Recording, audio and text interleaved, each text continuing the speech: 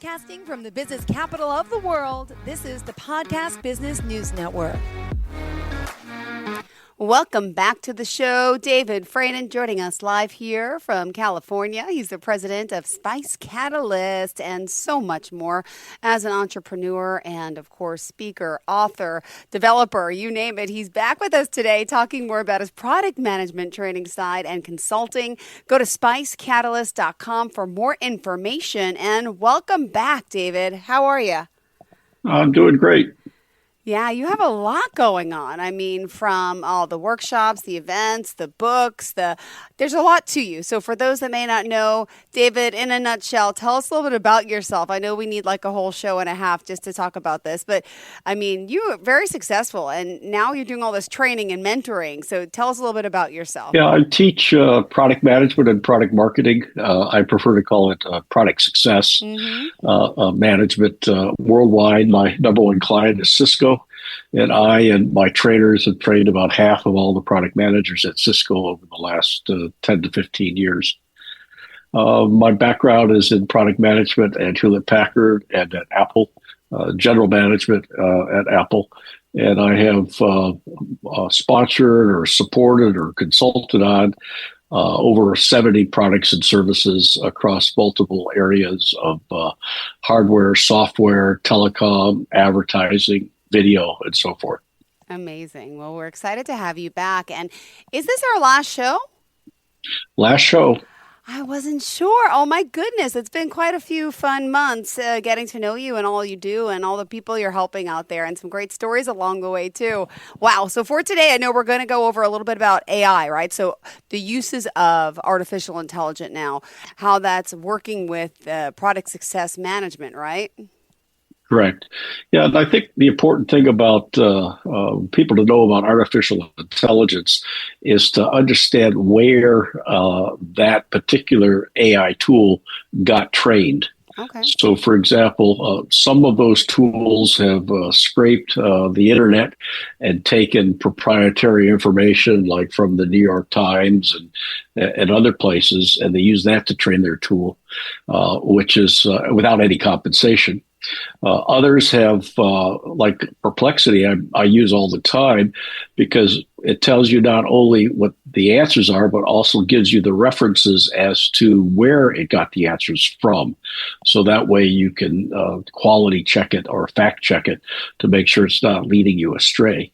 And then others like Meta announced a few months ago, that they're going to train their free AI tool on the things that we post in Meta or on Facebook and Instagram and WhatsApp, which is particularly scary because a year or two ago, there was a rumor about Hindus and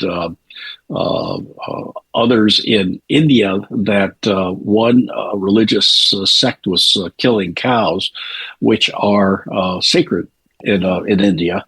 And that caused riots, and I think about 100 people lost their lives over it. So if the AI tool is scraping information or what they think might be facts from unreliable sources like our posts in WhatsApp, then the results it's going to give us could be pretty problematic, and you need to stay away from that. Wow. And it just, you mentioned where are these training facilities for AI? Where is this even happening? This is just beyond my realm. Where is this stuff happening? All over the world? Are there certain areas that are training? I mean, who's training this artificial intelligence? Well, I think what they're doing is like Chat CPT or whatever it is. Yeah. They tell it to go to the New York Times and read all the articles in the New York Times as far back as they possibly can, and then categorize it and store it, I suspect, on their servers. So, and then they'll do the same thing with the Washington Post and with, the Detroit News. If there's probably any books out there of any type, any academic articles, and they'll pick these things, and they have the scientists that can set up the bots that will crawl those sites and then train the generative AI tool based upon that information that they gather. Amazing. All right. Thank you for that. And moving on now to more about this whole product market strategy and what's happening. You mentioned scheduling help, who should be deciding, informing, consulting. This is where it gets a little confusing. I've identified areas where artificial intelligence can help in product management and product marketing. The first area is the S of SPICE, the strategy, the product market strategy. Okay.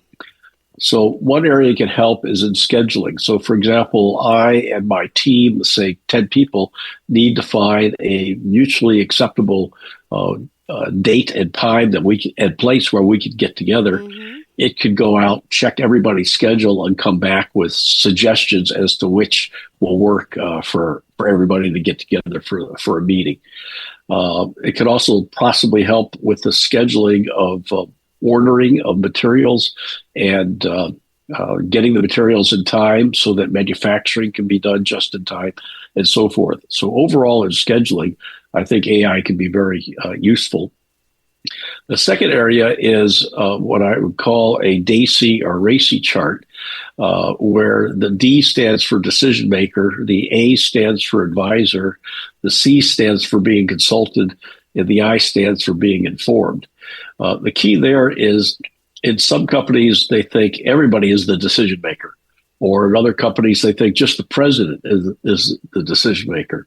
But what a DAISY chart helps you do is say, okay, who needs to be the decider on this particular issue? Who needs to be consulted? Who needs to be advised? And who needs to be informed? And such a decision-making chart helps avoid conflicts later on when you're trying to bring a product to market. An example of that is when I was trying to bring the Apple III Plus to market, Steve Jobs said that he doesn't want the Apple III Plus introduced, even though we had already introduced it 3 weeks earlier. Oh, wow. And he wanted the product killed so that he could preserve a segment of the marketplace for his beloved Macintosh that he's not yet shipped. And this is before he got mentored by Dave Packard about 7-8 years later, saying, "Hey, look, if you're afraid of cannibalizing your own product, then somebody else is going to do that for you." So he changed his strategy later when he came back to Apple in the late 1990s. So putting together this DAISY or RACY chart is very important.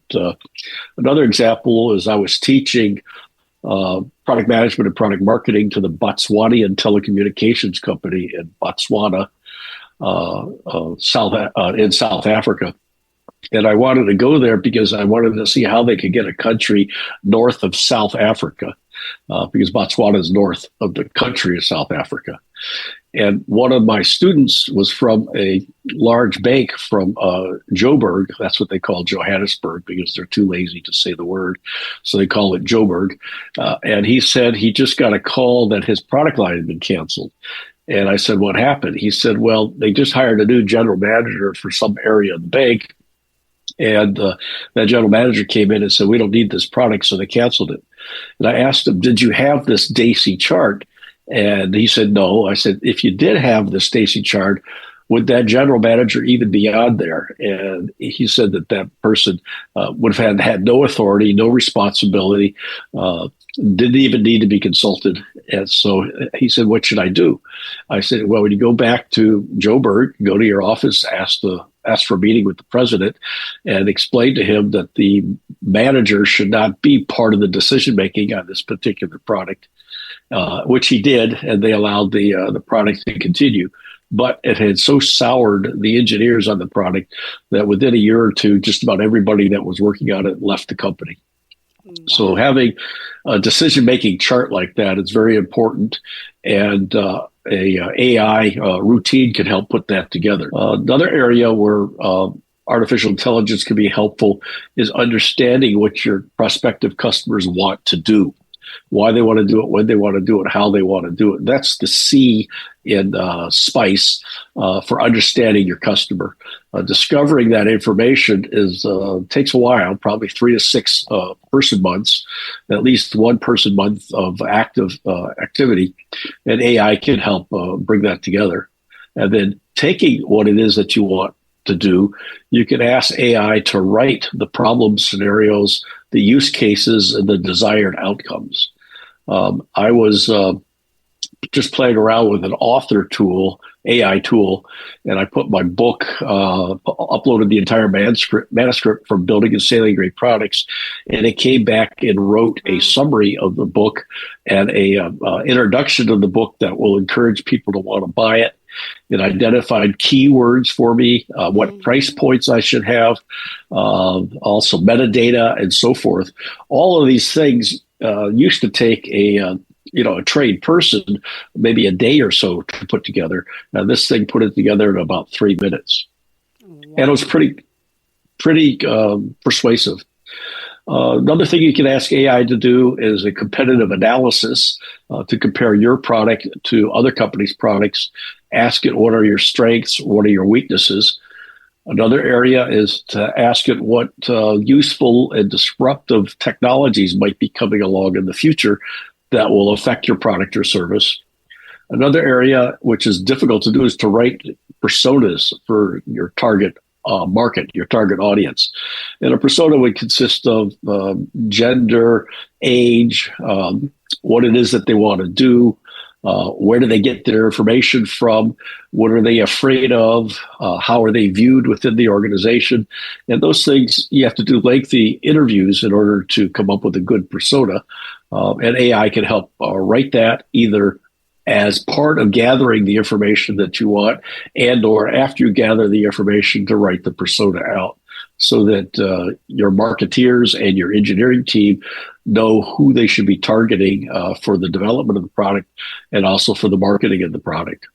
Got it. Thank you. And David, I'm sorry, just to interrupt. How do we contact you again? I want to remind everyone where we should be going.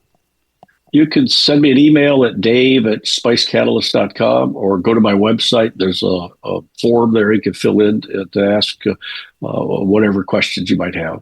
Awesome. All right, let's continue our conversation here. We are today talking about artificial intelligence and, of course, how it's being used with the topics that David can help you with, product success management.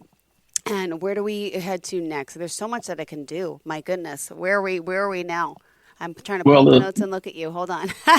Yeah, the next area that artificial intelligence could help as part of the product market strategy is gather data on the size of the market, your target markets, and alternative distribution strategies.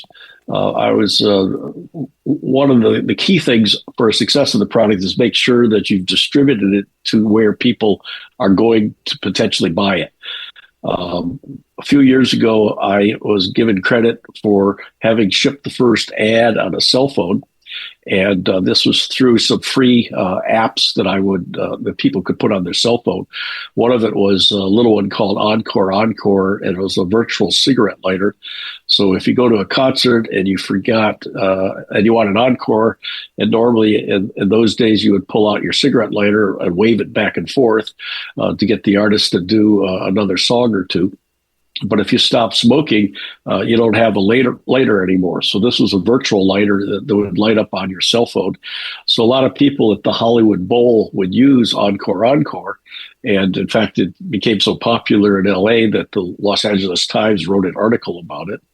And it was a free giveaway.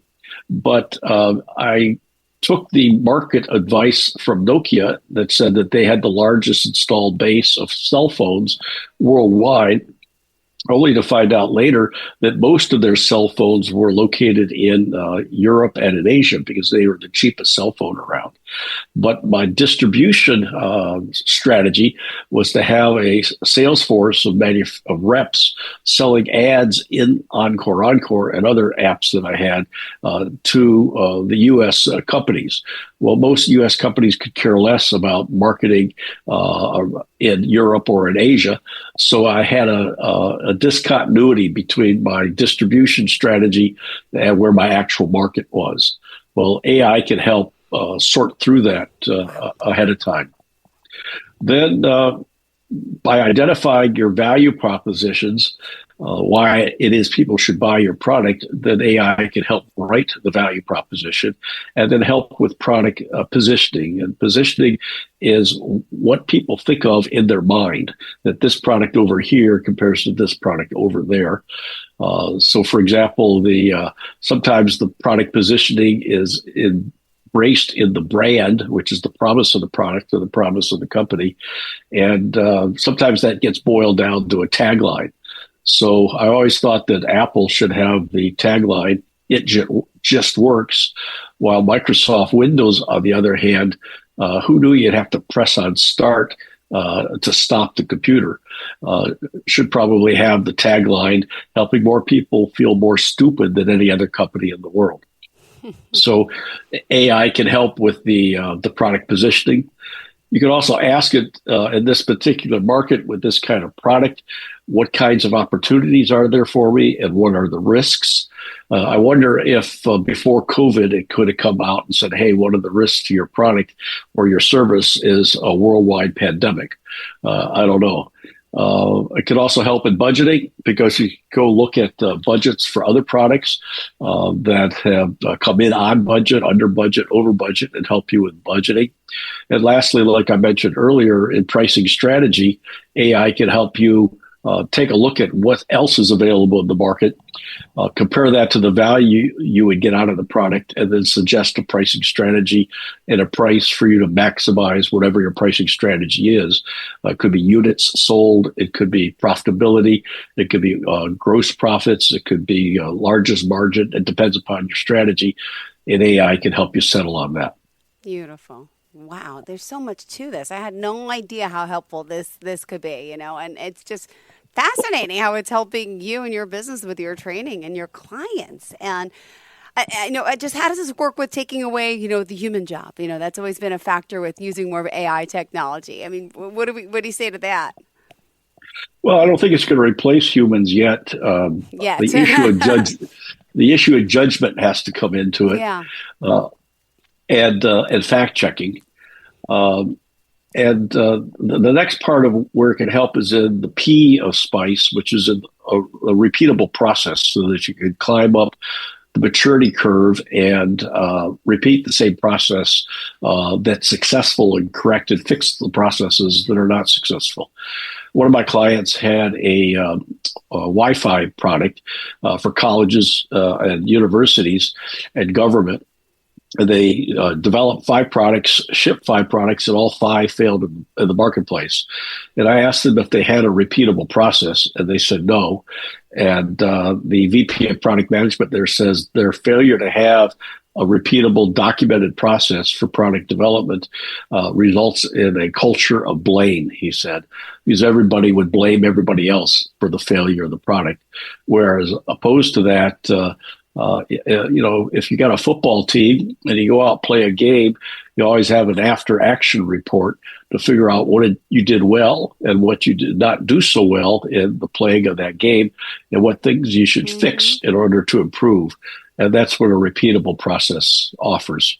Gosh, thank you so much. All right. Another area that AI can help is you need to gather a lot of information to make decisions about your product and about your market and about your market strategy. So it can help pull together internal and external information in order to make informed decisions.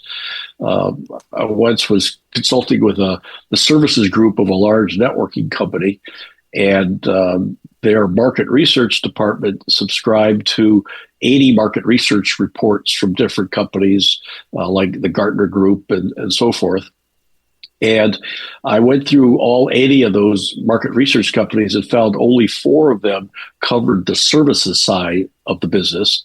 And I asked the corporate market research group if they could buy those 4 services so that I would have information upon which I could base my recommendations to the president of this $4 billion a year services division of this large networking company.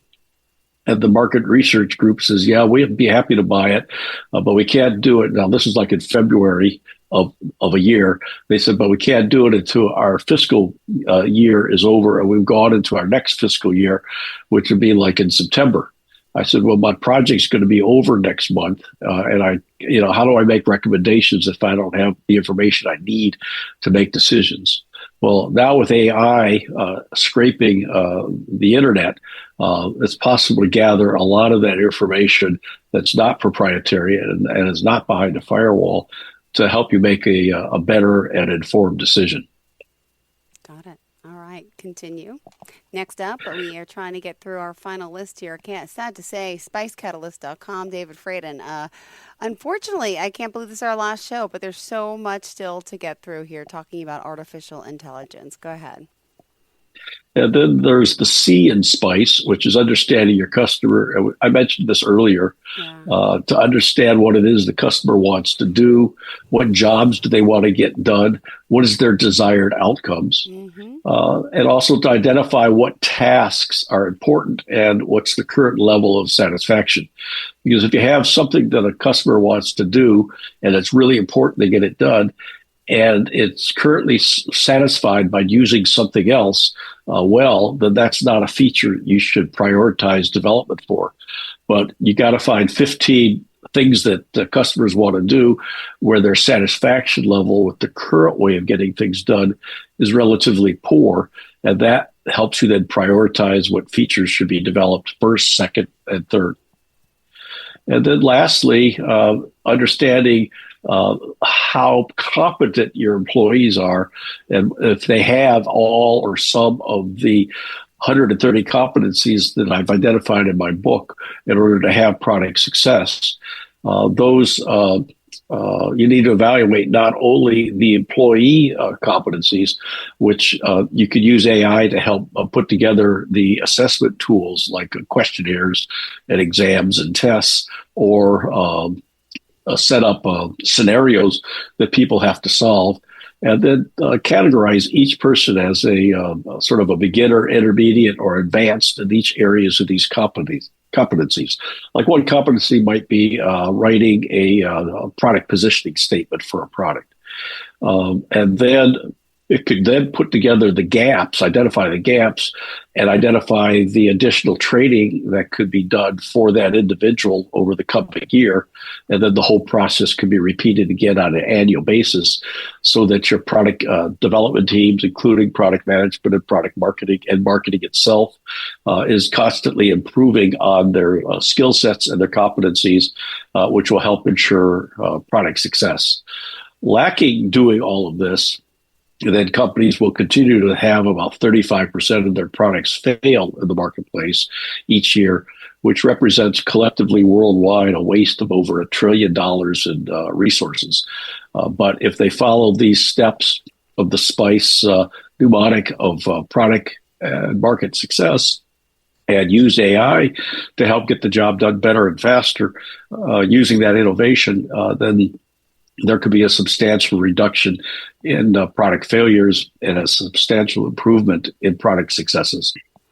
And in our last 5 minutes here, just have to remind everyone, don't forget, we got to reach out to you at spicecatalyst.com. And today, being it's our last show, sad to say, but you have to check out all his books. And I mean, just Google his name and you're going to find out so much about his life and all that he's accomplished and all his classes and workshops and courses and how he's helping you now with this company on top of it all on the product management side, which is pretty amazing. All right, so we got repeatable process, information for decision making, understanding the target customer. Let's continue. Well, that's about completes all 5 of those areas that I've identified in terms of artificial intelligence. What was interesting is I was asked to give a presentation on this last year at a conference of the International Association of Software Product Managers, which is headquartered out of Germany. And they had a conference at UC Berkeley, UC Davis at Berkeley, California. And I wrote my presentation, of which what I just covered in the last 25 minutes is a summary of that. And then I said, I wonder if AI could help. So I went to Perplexity and I said, what areas can artificial intelligence help in the field of product management? And it came back with pretty much the same outline that I had written. And those are all the topics that I mentioned today.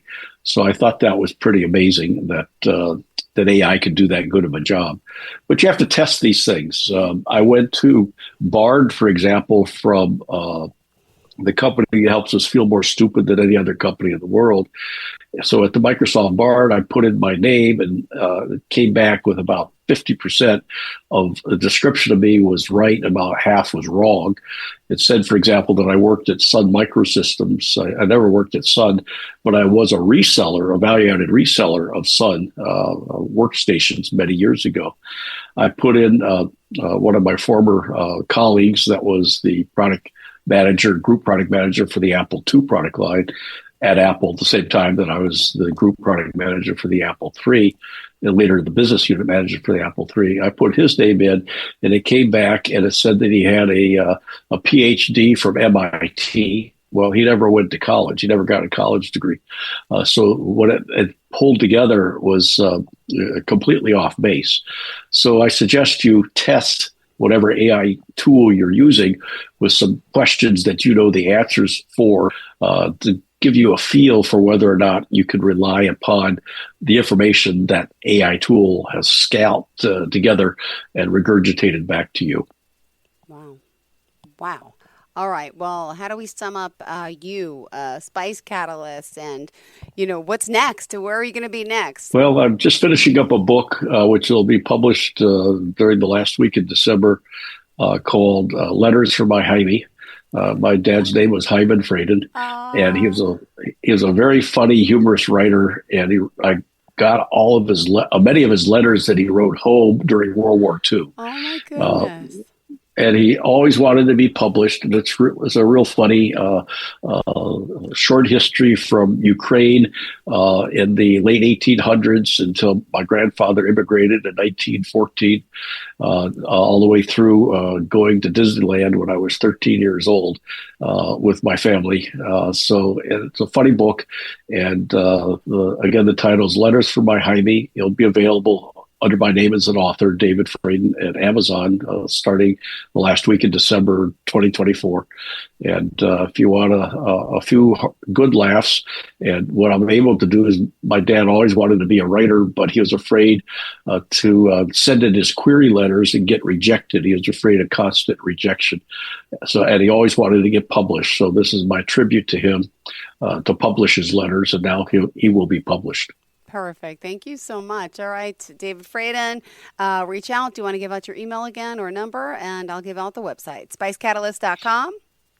And it's Dave at spicecatalyst.com. Great. Well, thank you for being here. Happy holidays. Merry Christmas. Happy Hanukkah. Happy New Year. And all to you and your family, okay? You too. Thank you so much. Till we meet again, David. Enjoy. Bye-bye. Bye-bye.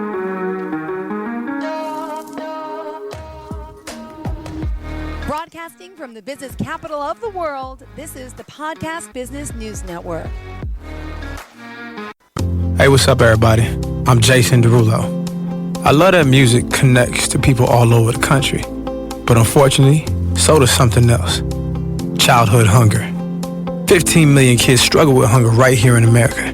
And yet, every year, billions of pounds of surplus food in the U.S. go to waste instead of going to the children in need. Feeding America is working to change this. The Feeding America nationwide network of food banks rescues this surplus of food to help provide meals to families in virtually every community in the United States, including yours. But they just can't do this alone. Join me in the fight against hunger in America. For more information on what you can do to get involved, visit feedingamerica.org. That's feedingamerica.org. Together we can solve hunger. Together, we're Feeding America. A message from Feeding America and the Ad Council.